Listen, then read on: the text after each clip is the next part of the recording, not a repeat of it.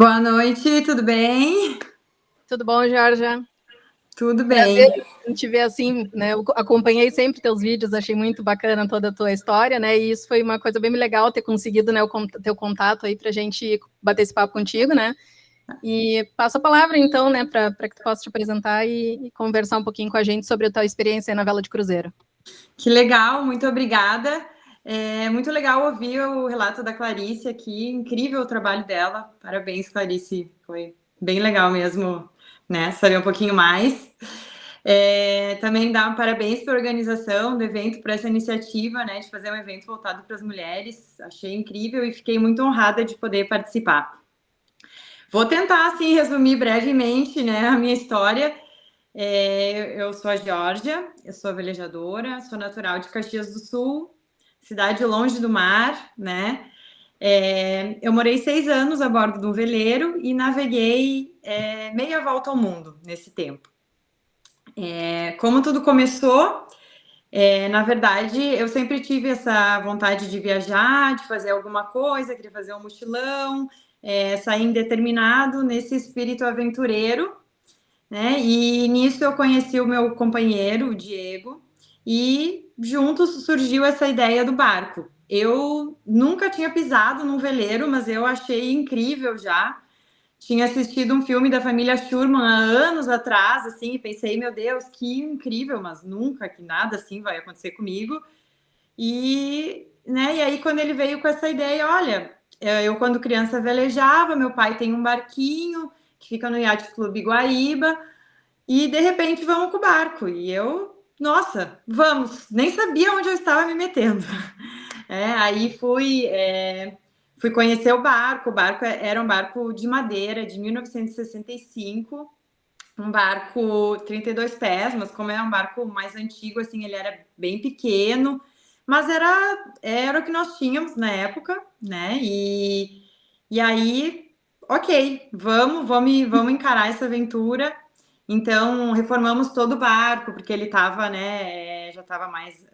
Eles não estavam mais usando muito, então foi todo um processo ali, fui aprendendo algumas coisas mais importantes, né, aprendi o básico da vela, curso de primeiros socorros, aprendi muito sobre o barco na reforma, né, reformando todo o barco, então aprendi bastante sobre sistemas, enfim, o que eu consegui, assim, né, e saímos. Mas quando a gente saiu, a gente sempre foi bem assim, vamos ver no que vai dar, né? Vamos até o Rio de Janeiro, essa era a nossa primeira meta. Vamos ver se a gente consegue chegar lá, vamos um passo de cada vez. Nossa primeira navegada, eu lembro que foi 5 milhas. Tipo, ok, fizemos, nossa primeira, saímos. Né? Marcamos um dia e vamos sair, saímos, navegamos 5 milhas e ancoramos. E tipo, ok, pelo menos foi. Próximo dia, 20 milhas, sei lá, 15, 30, e aos poucos a gente foi aumentando, foi ganhando confiança, foi aprendendo e chegamos no Rio de Janeiro. No Rio de Janeiro, a gente foi para Ilha Grande, né? E aí a gente realmente sentiu o que era a vida de cruzeirista, viver a bordo, né, ir de uma ancoragem para outra, mergulhar, ir para a praia, conhecer outros cruzeiristas. Então ali a gente se apaixonou meio que por essa vida, assim. A gente decidiu que íamos querer continuar, assim. Então a nossa próxima meta seria subir a costa do Brasil. E uma vez chegando, né, mais lá para cima, daí meio que o natural era nós seguir para o Caribe. Então, se a gente subir, nós vamos para o Caribe. E aí fomos indo, né, durante um ano. A gente fez de Florianópolis até Fortaleza, ficamos bastante tempo na Baía de Ilha Grande e subimos a costa do Brasil. Foi lindo, conhecemos lugares muito bonitos que eu nunca tinha ouvido falar. Fomos aprendendo mais, fui ganhando confiança. E de Fortaleza a gente foi até o Caribe, até Barbados. Foram 11 dias nessa travessia. E foi assim, eu já me achei, nossa, porque eu jamais pensei que eu faria isso, assim. Quando a gente chegou em Fortaleza, eu ainda tinha dúvidas, assim, será que eu vou conseguir fazer a travessia? Será que eu vou? E aí, quando a gente chegou, assim, eu disse, não, eu vou. Vou, estou pronta. E aí a gente foi, foram 11 dias no meio do mar. Eu, o Diego e mais 2 amigos que a gente chamou para ir junto com nós. E foi super especial, né? Deu tudo certo, passamos alguns perrengues ali, mas nada fora do normal. E chegamos no Caribe. No Caribe, a gente se encantou também, porque naquela época, desculpa, foi em 2016, né? A gente chegou no Caribe em 2017. E até então no Brasil não tinha tanta estrutura náutica, e lá a gente começou a ver, meu Deus, muitos cruzeiristas, gente de todo mundo cruzeirando, muitas lojas de coisa náutica, eventos de cruzeiristas, e aí a gente se deslumbrou, assim, a gente gostou muito, conhecemos bastante do Caribe, a gente foi até a República Dominicana, lá a gente fez uma pequena cerimônia de casamento, eu e ele, chamamos nossas famílias que voaram, né, para lá, e aí a gente fez uma cerimônia para oficializar e seguimos viagem. E aí nisso nós já estávamos 1 ano e meio, mais ou menos, morando naquele barquinho, o Unforgettable.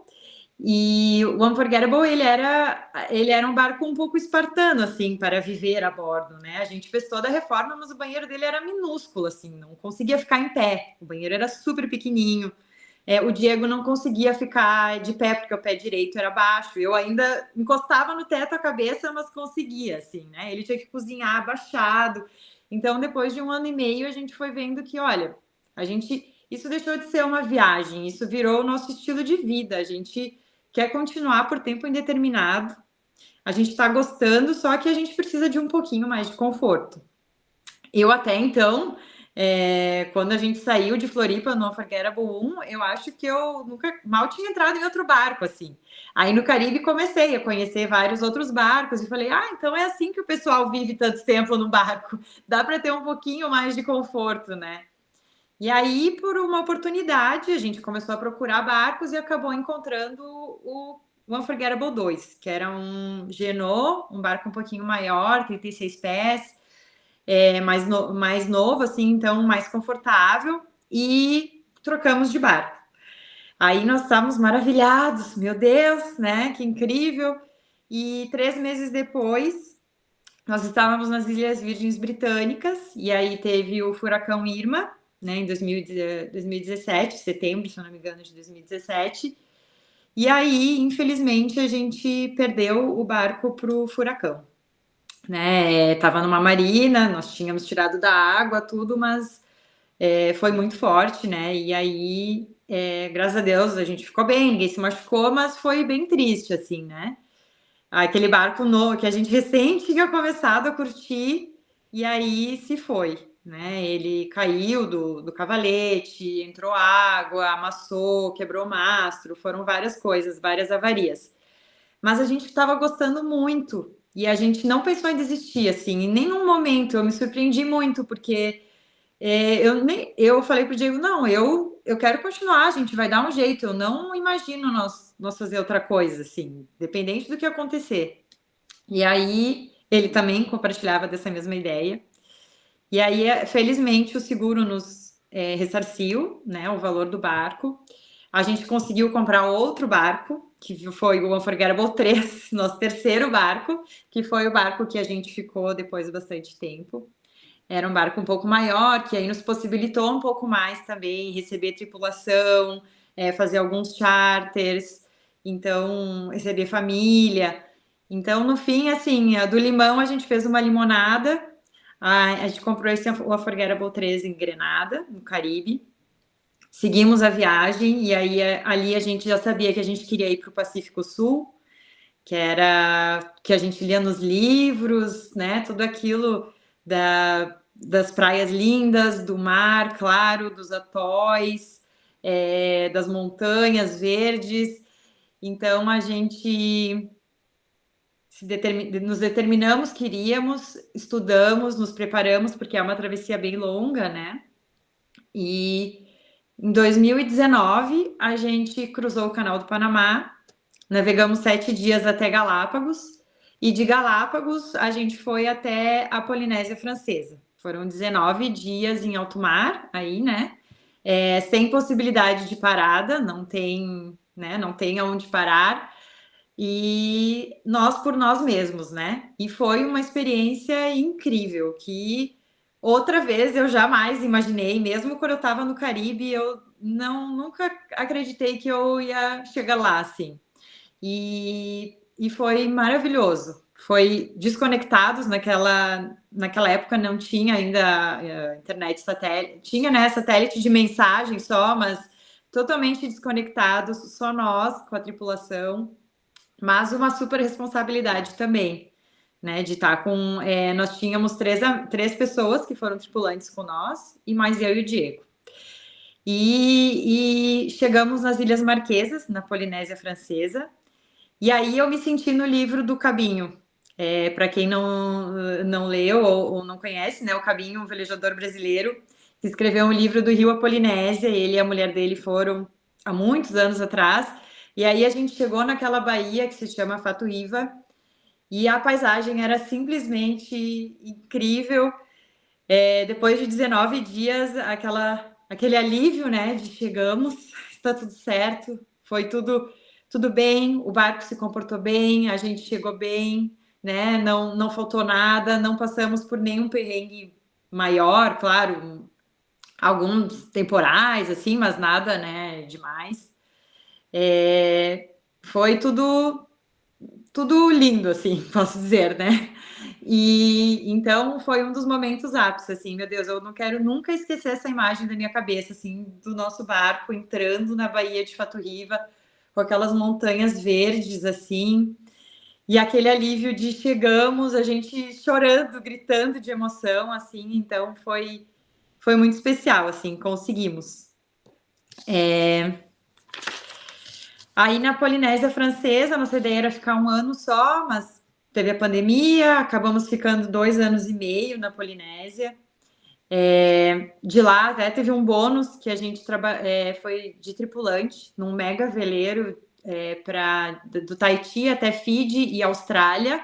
Então a gente conseguiu navegar até a Austrália, que aí completamos nossa meia volta ao mundo velejando de Floripa até a Austrália. Voltamos para a Polinésia, ficamos mais um tempo lá. Eu tive a Isla, que é a minha filha mais velha, que nasceu lá no Tahiti. Com 3 dias, ela já foi morar no barco, morou até os 11 meses no barco com a gente.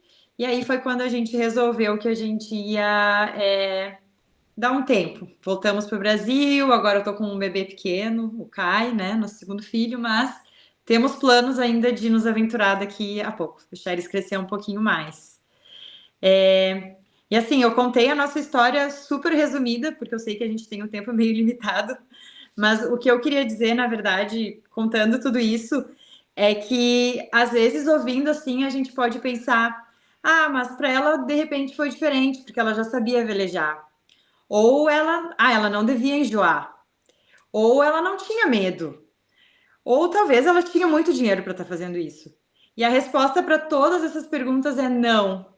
Eu morria de medo. Quando a gente saiu de Florianópolis, eu quase chorei de medo, eu acho. Porque medo de um monte de coisas, né? E até o último dia que a gente vendeu o barco, eu ainda tinha medo algumas vezes. Só que esse medo de navegar, né, em alguns momentos, eu sempre tentei muito racionalizar, né? Eu sabia que eu estava bem, que eu não estava correndo perigo, que, né, era um medo instintivo do corpo, às vezes de barco adrenar demais. Então, sempre eu tentava racionalizar, não, eu sei que isso está seguro, né? Então, mas enfrentei medo muitas vezes, porque eu queria estar ali, eu queria estar vivendo aquilo. Enjoar, meu Deus, perdi a conta de quantas vezes eu mareei nesses 6 anos.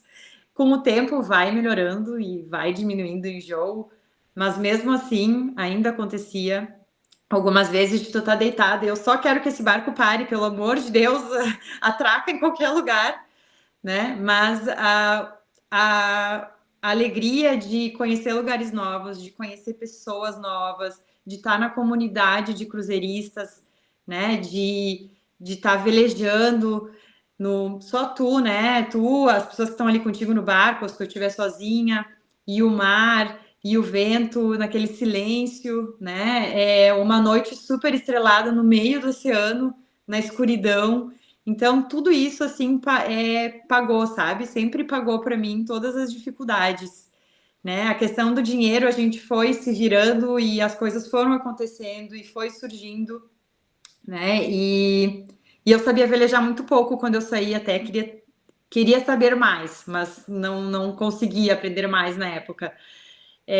Mas assim, o que eu quero dizer é que é isso, e se eu conseguir, qualquer uma de vocês consegue, sabe?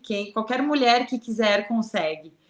E sei que são várias dificuldades, mas enfim, eu quero dizer que a gente é capaz, né? E se alguém se sente assim, não se sinta só, sabe? Porque muitas pessoas que eu conheci nesse caminho, e eu conheci muita gente, muitas tinham medos, muitas pessoas enjoam, capitões de barcos, capitãs enjoam também, ou todo mundo está batalhando ali para se virar também financeiramente. Então, essa é a realidade. É lindo, é maravilhoso, mas é a realidade, não estamos sós, né?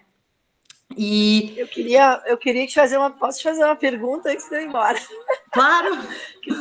Tá, linda a tua história, né? E tu é um exemplo exatamente do que eu digo como o cérebro é adaptável, né? Como o ser humano é adaptável e como a natureza, no caso o mar, né? A gente tá falando da vela, como ela não está em contra nós, nem quando a gente pega os dias de perrengues, porque tu te conecta com o mar, tu consegue ler, né, fazer as leituras do teu barco. Eu brinco que eu falo com o meu barco, provavelmente tu também fala com o Unforgettable, diz, olha, agora não dá para falhar, não quebra nada, a gente tem que atravessar isso aqui, a gente tem que chegar meus lá. Mantras.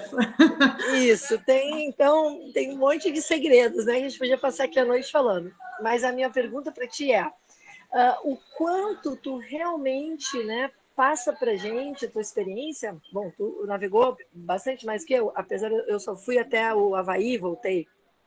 Mas o quanto nós pensamos que não estamos preparados, mas a gente está preparado, né? O quanto você sente isso agora com toda a tua experiência de vida na vela? Porque eu acredito que tu teve medo, eu tenho medo todo o tempo, e você tem que ter medo, porque o mar ele é muito mais poderoso que nós. Eu sempre ensino a todo mundo que eu tenho contato que é a segurança, em primeiro lugar. Sim, a gente faz loucuras, mas a gente sempre está com medo, mas é aquele medo que não te paralisa, é um medo que te faz, eu quero chegar lá, né? Eu quero ir naquele porto, eu quero ver eu quero fazer essa velejada, não importa se você sai 2 horas, 3 horas, você está sempre, é um desafio. Eu tirar o meu barco do sleep e colocar é um desafio, porque é o vento, porque é o barco que está chegando, ainda mais eu tenho um barco de 42 pés e eu vou com ele sozinha. Então todo dia, meu cis, mãe, tu já sabe. Eu digo, não, eu tenho medo todos os dias. É um desafio. Então, minha pergunta para ti é essa. Tu sente isso, que a gente, ao mesmo tempo que não pensa que não vai dar pensamento, mas quando você se coloca numa sessão de prática na vela, a gente conquista, né? Sim. Tu me diz isso.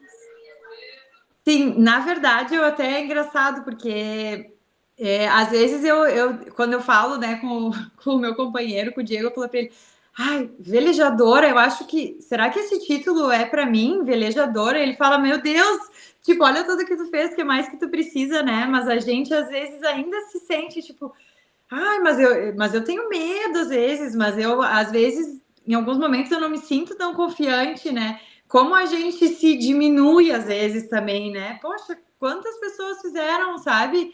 E tu foi lá e fez, né? Então, assim,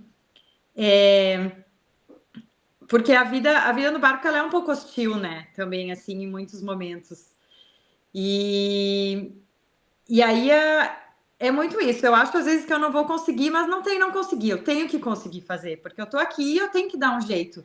E aí as pessoas que estão ali contigo, às vezes, estão, nossa, olha só, ela, tipo, super confiante, tá ali, e tu por dentro, tá tipo, meu Deus, vai dar certo? Será que eu tô fazendo? Tipo, né? Como é que eu vou explicar? Mas a gente não se acredita na gente mesma, às vezes, mas a gente consegue, né? Eu não sei, é uma força que vem, é uma coisa que vem de dentro, assim, eu tenho que conseguir, não conseguir, eu não posso deixar o meu barco aqui de qualquer jeito, eu não posso, né, às vezes tem pessoas que dependem de mim, eu dependo de mim, mas eu não sei, eu tenho essa coisa do meu emocional que eu não acredito em mim às vezes, mas eu vou lá e faço, né, aí eu vejo, tá, consegui. Eu tenho certeza que o mar nos dá esse poder, as mulheres, né? Da gente conseguir se superar. O mar está sempre te mostrando todo momento que tu pode fazer. E de que não quer nunca comparativo, nem igualando, porque são coisas distintas, o homem e a mulher, enfim. Hoje é tão complexo falar de sexo, né? Então, vou dar um beijo para todos vocês. Muito obrigada. Eu adorei a tua história. Obrigada. Obrigada. Jorge, a gente vai abrir para mais uma pergunta. E coragem não é ausência do medo, né? É agir a ele. Então, pessoal, mais alguma pergunta para a Geórgia? Vamos passar aqui, ó, legal, homem perguntando. Perfeito. Olá, eu sou o João Daniel, do Veleiro Jodan. Boa noite. Boa noite. Eu só queria te perguntar o seguinte, vocês tinham contato com todos os velejadores através do YouTube, certo? Então, vocês viajavam e a gente viajava junto, apesar de ter vela, a minha vela é só aqui na Lagoa dos Patos, até a Lagoa dos Patos, normalmente aqui do Guaíba. Então, ficou aquela história assim, quando vocês desistiram, vocês deixaram o pessoal órfão. Não teve assim aquela, nós vamos parar e depois não vai ter uma continuidade? Então, sabe, quando a gente resolveu que a gente ia dar um tempo, né, do barco, foi muita coisa, assim, porque nós tinha a Isla bebê, e aí mudança, a gente vendeu o barco, se mudou, e aí para mim, na verdade, foi um processo difícil, assim, porque foi um luto mesmo, assim, até eu entender que aquele momento ali, assim, né, tinha acabado naquela hora, assim, então, bastante tempo eu fiquei, nossa, eu sentia muita saudade, eu pensava, meu Deus, será que a gente fez a coisa certa? Foi bem difícil, assim, e aí eu não... Foi muita coisa pra gente continuar, sabe? Não tinha mais o conteúdo, porque a gente não tava mais no barco, assim, né? E a gente vendeu o barco muito rápido, a gente não esperava que fosse ser tudo tão rápido, foi meio de surpresa para nós, assim. Então, a gente acabou, né, tendo que processar isso, e aí a gente meio que não conseguiu continuar muito dando conta das redes sociais e vídeos, porque foi um momento meio difícil, assim, para nós também.